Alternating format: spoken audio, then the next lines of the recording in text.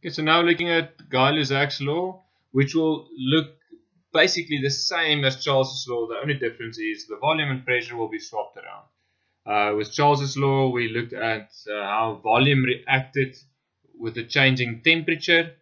With Gay-Lussac's law, we'll look at the pressure, how it is affected with the change in temperature as the volume and the amount of gas remains the same. So just to indicate and just to show you again, you can have various scenarios which will influence the gradient of the graph. And when that happens, you cannot apply the law to, over two different scenarios. You can have the same scenario, like for instance at volume 1, having two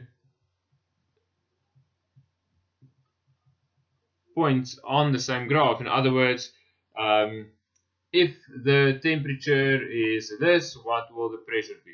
But now we change the temperature to another number, what will the new pressure be? Like that.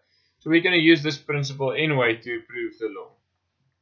So from this graph, it being a straight line, we know that pressure is directly proportional to temperature, which will mean that pressure is equal to a constant times temperature. So as illustrated in the graph, you've got two different temperatures, which will give you two different pressures. That means P1 equals K times T1, and P2 equals K times T2. Mathematically speaking, we can rewrite it as follows. And they are equal to each other because the volume and the amount of gas has not changed.